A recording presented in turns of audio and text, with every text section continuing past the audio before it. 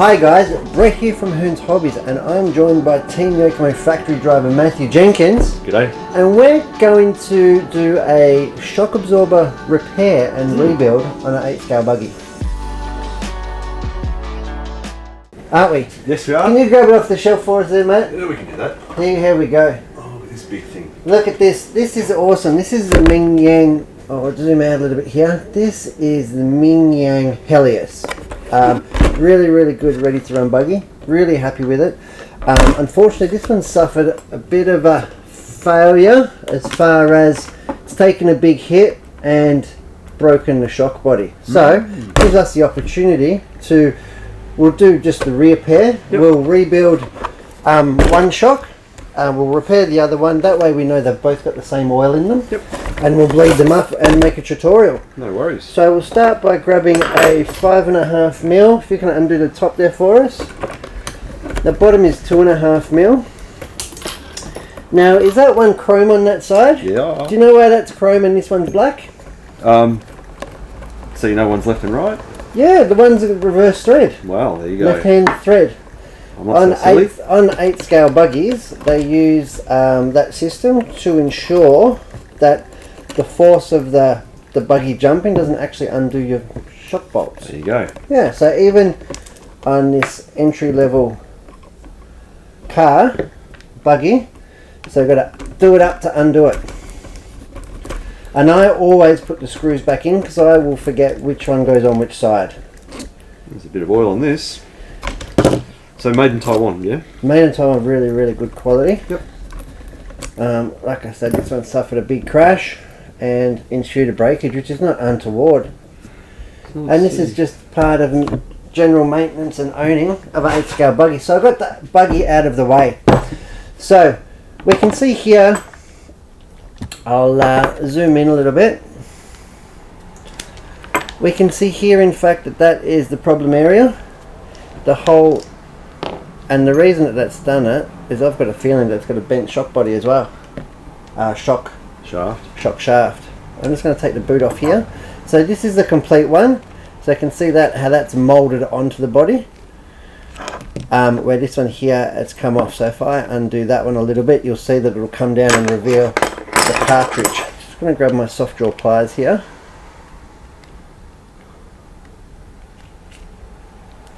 If I can get that undone, like so. I'm just demonstrating here. So it's that thread there which has been damaged in the accident. So I don't need to take this one apart, but we are going to rebuild this one. But let's make sure that we do have the correct part. Just snip that up. Okay, I'm going to leave this boot off. Now, since this shock absorber is together, I'm going to use this as my base setting to get the shock length, because the other one will have to be completely pulled apart. So I've got my vernier calipers here, and that is measuring 42mm. So I'm just going to lock that off so I don't forget. 42mm. So when I rebuild the fresh one, we know in fact that it's got to be 42mm length stroke. So the first thing I'm going to do, I suppose, is take the shock end off using my soft draw pliers. It's really important that you use soft draw pliers. Now you notice, Matt, that these ones have actually got black shock shafts. They do. DLC, diamond like coating, something that's used a lot in the motorcycle industry actually. Right. It's really good. So it's like black chrome effectively. That's very cool, isn't it? And it's a lot more resilient. So it's not just hard and steel finish, it's actually like a black chrome product. Yep. Which is cool. Really cool. So and then I'm going to go ahead and take the top off if I can get it off. Like so. Yeah, lovely Matt's cup. That's right, that's Nan's favourite coffee cup over there. Oh, don't be so mean. Now this one here, you're going to find it's going to have no oil in it. The reason it's got no oil in it is because it's all leaked out. Yeah. I'm just going to check to see if this shock body is in fact, the shock shaft is straight. And see the way I'm rolling it there, Matt? Yep. I'm really happy that is in fact straight. It's dead straight. There's no bow in that. Now the other way that I could do it is actually get the piston off. And just roll it on my finger, but I'm really happy that is not bent. Correct. fantastic. So we can go ahead and dismantle the shock body. Take the preload collar off. Could you open? I do have a packet of spares here. Come in a beautiful. They come in a packet of 4 for this buggy. Now where's my gizmo? Here's my gizmo. This is a 9 steps tool, Matt. Really, really good. It's gizmo. That's a gizmo. That's a gizmo tool set, little plastic tool set, and I love working on caps with these because it will not damage the diaphragm. Okay. As opposed to metal tools if I can get it out. So if I go sticking a hobby knife or something in there, I run the risk of compromising the integrity of the bladder. Now we've spoken about this before, and I love a bladder shock. Now you notice in that spare we will get... You get everything. You get the shock caps, you get the shock body. And the retainers as well. That's really cool. So there we have our new shock body. Now what I have to do is disassemble the cartridge. Now by disassemble the cartridge I mean get the O-rings out. So you can see here I'm using my plastic tool. So there's the bush, an O-ring and another O-ring. And there should be a guide I think in the bottom. Yep. Or is that moulded? Let's have a look. No, it's not moulded. It's not moulded? Oh, that won't come out because it's broken in there, of course. Oh, actually, that's that's actually this. It's fine. I've just got to unscrew this to get my. This is the shock guide, shock bush, shock guide. So I get this. This is the broken part here. That part there that I've got in my hand, that is the broken part. Oops. Where is... There it is. That's what I was looking for. So that has to be assembled in the shock body in the same order. I'm just going to zoom in a little bit. So I've got my shock body. Now before I go any further, I'm just going to give these a little wipe over. I've got Nan's favourite napkin here. Don't tell her I've got that, will you? Nope. So I'm just cleaning it off. I don't like to introduce any other chemicals into my damp unit if I can help it. It's bad enough the shock oil. These ones here aren't. They will have a silicon component to them, but they won't be 100% silicon O-ring. And I like that because it means that they're going to be more durable and less susceptible to swelling. Yep. The more silicon content in the rubber, the more likely they are to swell and actually absorb the shock oil that's in the shock. Hence why we use XTR or any O-ring and shock grease. Yep. So what that does, and that creates a film and a barrier from the O-rings and the shock oil. So I'm just going to put a little bit here in the cartridge like so. Love your plastic tool. It's really good. Well, I'm not damaging my O-ring, am I? No. If I was using a sharp tool or a hobby knife. So I'm just going to reload that in there. Put the center one. And excessive grease doesn't matter. No, we'll wipe that out. Wipe that out. As the shock shaft comes through, a little bit more. Try and do this on camera if I can so people can see. Bit of a messy business, this shock building. I'm just having a look here, which It goes that way. Yep. we'll get that in there. Then we can go ahead and put our lower cartridge cap on. So I'm going to put a little bit more on the thread here, and it's going to act as a seal more than anything. Now I am, with these threads, be very careful. I'm going to rotate it backwards until it clicks. There it is. If I can, like so, and then wind it gently forward. Now I'm not going to do that up tight yet because I don't want to preload the O-rings and squish them in. So I want, on the shock shaft here there is a little bit of thread, so I want that to come through smooth and with as little preload on the O-rings as possible. It's going to apply a little bit of O-ring grease to the thread and go ahead and offer it through the O-ring like so, and you can see here all the excess grease coming out like so. There we go. So I'm going to get that to the side for the second.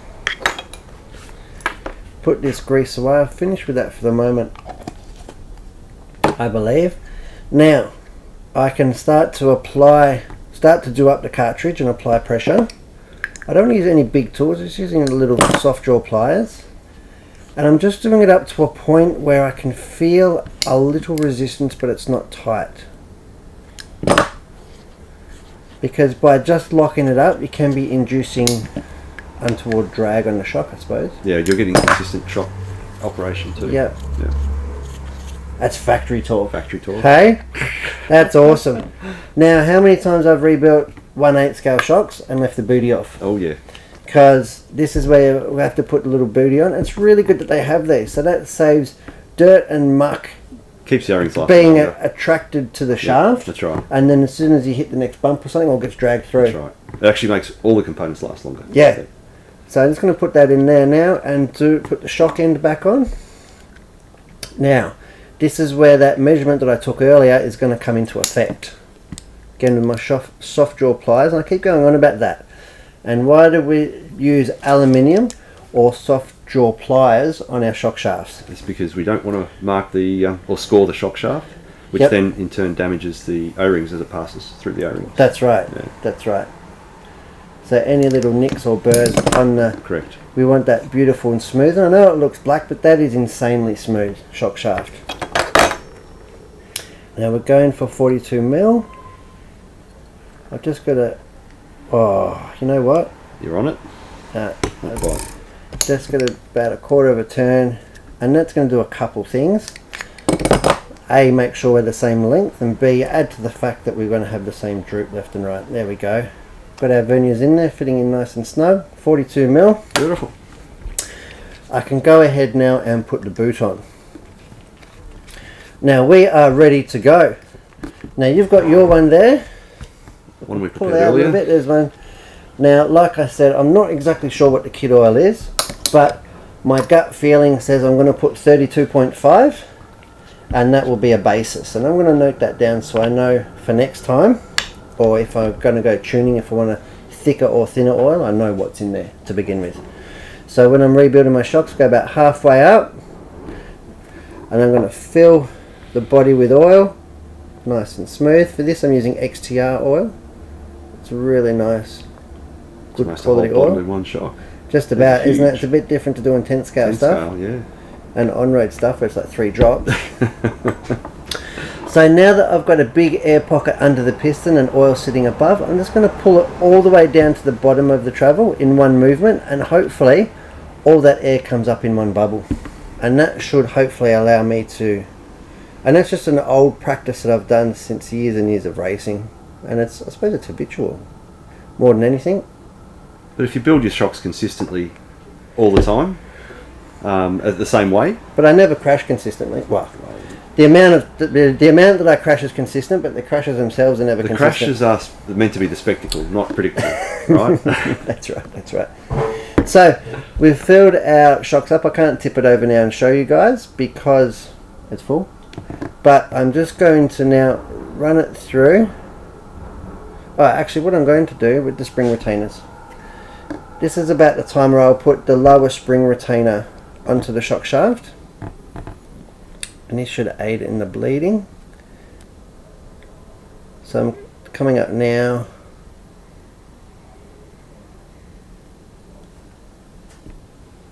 All the air's coming to the top. Yeah, obviously. there's a fair bit of air in there. Yeah. And a chair as well. Sounded like it, didn't It it? did.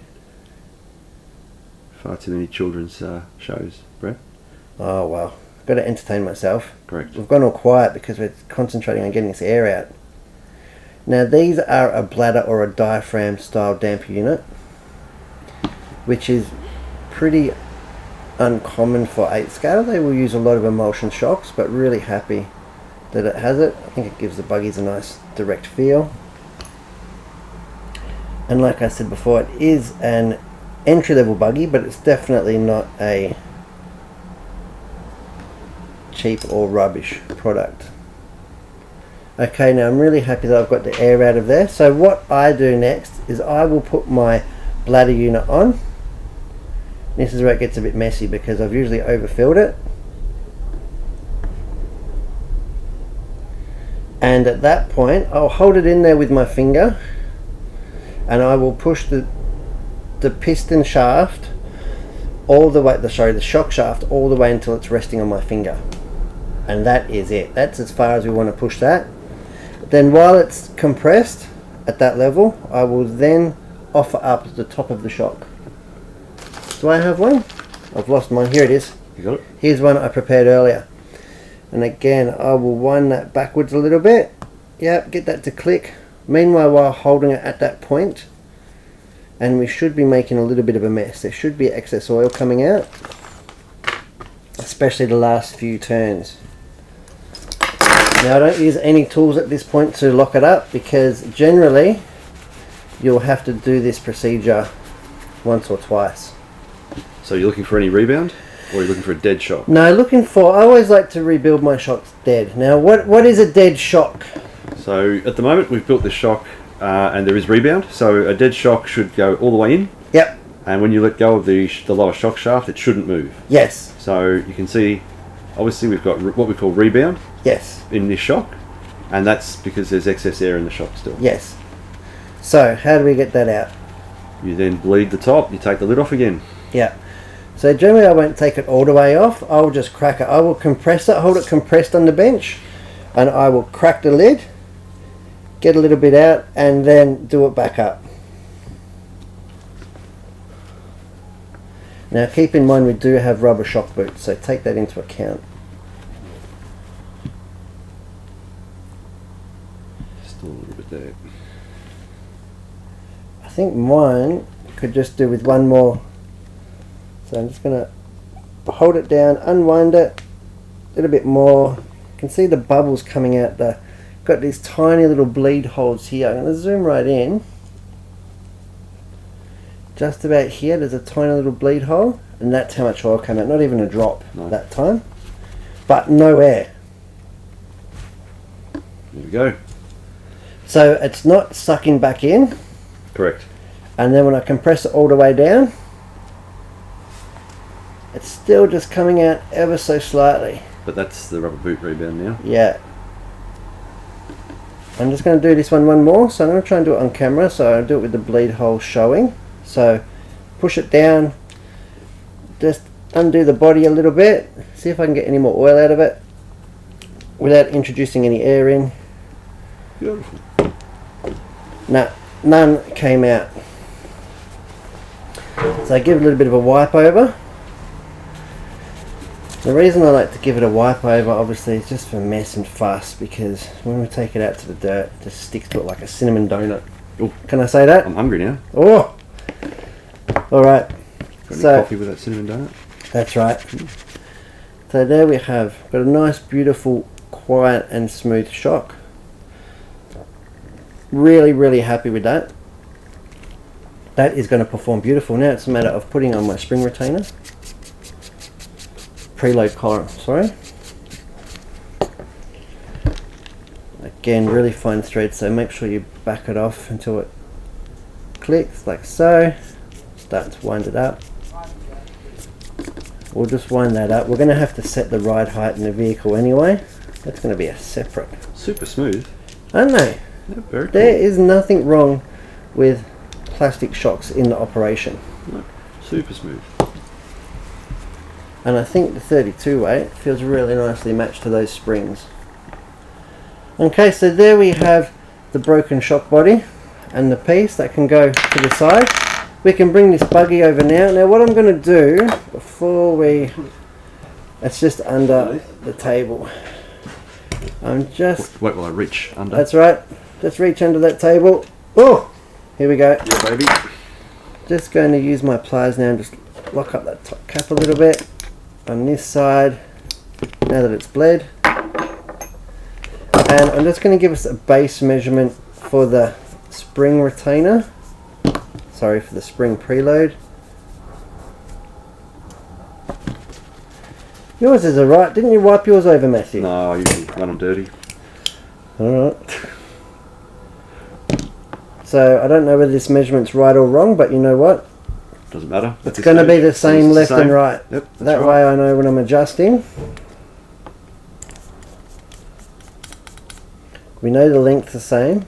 We know that we've got the same componentry and we've got the same oil. So it's going to set up the same spring Behaviour. preload, That's right. and that will give us a starting point. Perfect. Rightio. Offer the car up, And Buggy back. put him on the stand, and we can get to setting it up. Now, judging by the weight of that Buggy, Matthew, do you think it's got a battery in it? Yep. Well, maybe. I'm not really used to 1/8. Yeah. Anyway, I think we'll just, as an exercise, we'll do the ride height. But chances are it probably doesn't have a battery in it. Just wiping off a bit of the oil and residue here. There's one for you. Inner hole, outer hole. Outer hole, inner hole they were in.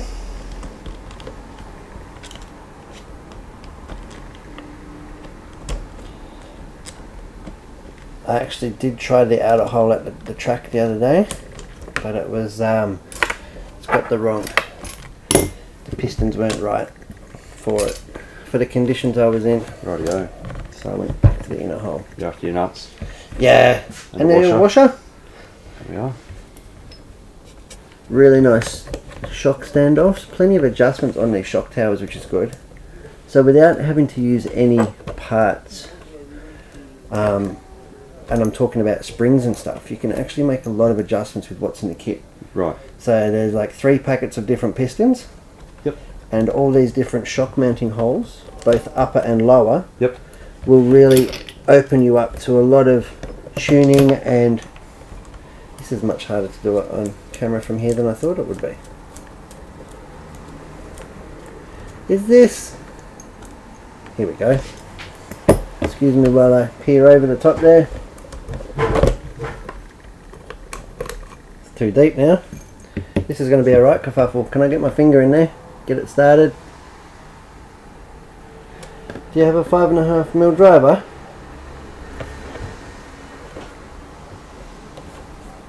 I just gotta exercise some patience. That's all. Should be okay, I think. Got it? Okay. Sent you on a wild goose chase. There are no geese though. No geese? No. I'm the only goose around here. Here we go. Get that one happening.